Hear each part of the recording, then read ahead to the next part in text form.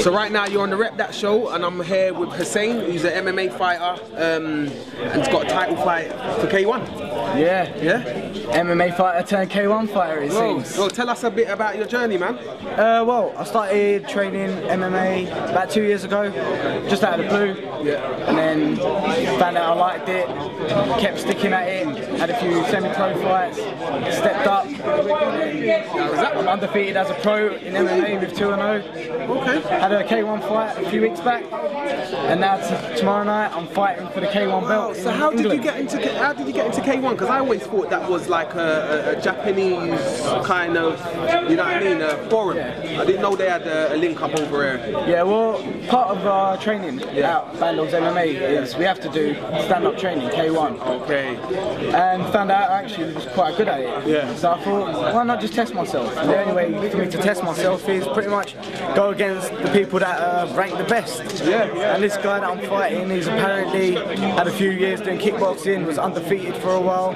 So I thought, why not test myself and try and beat someone? Yeah. So, I mean, what kind of training regimes have you gone through up to this point? Like, do you go through the same thing, or is it different? No, normally for an MMA fight, I've trained like once, sometimes twice a day, 6 to 7 days a week, doing a mixture of everything: wrestling, jiu-jitsu, boxing, kickboxing.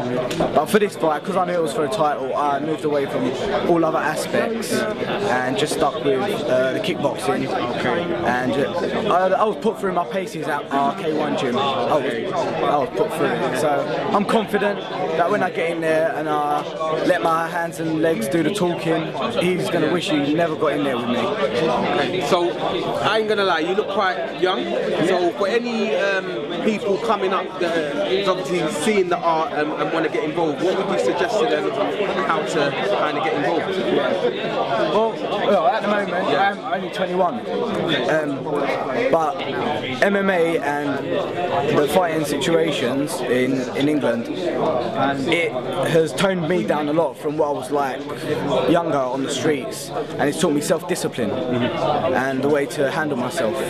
Like on the streets, if someone was to come up and approach me and want to fight me, I won't fight you out on the streets. I'll move away from it. But once we get in the cage, it all changes and you're like my enemy and I will take your head off.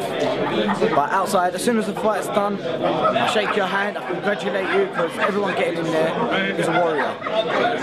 And one thing that is like, a lot of people, when they see people fighting, they might just think that the sport is just purely based on testosterone and all fighting, but when you see everyone together, you can clearly see that everyone is friends. You know what I mean? And that's the one thing this sport is, as much as there's a lot of fighting, the discipline is first. Yeah. You know what I mean? Like there's a lot of rules in MMA, and the only way to stick to them rules is if you're disciplined inside the cage, and you only learn that self-discipline when you're training every day. And when you get hit inside the gym, you don't just flip out and just start going crazy. You've got to learn to control it. It's controlled anger. So yeah. Okay, so what goals have you got for this year? As with the K1 as well, the title that you're gonna obviously get tomorrow. Well, my aim is obviously to win this title tomorrow, and then within the next year or even the next 2 years, my aim is to conquer England and win MMA belts in England in as many organisations as possible, especially UC MMA. And I want to hold all the belts and pretty much try and elevate myself to America if I can. If they'd have me over there, I'll test myself over there as well. But it is domination for me I'm looking for.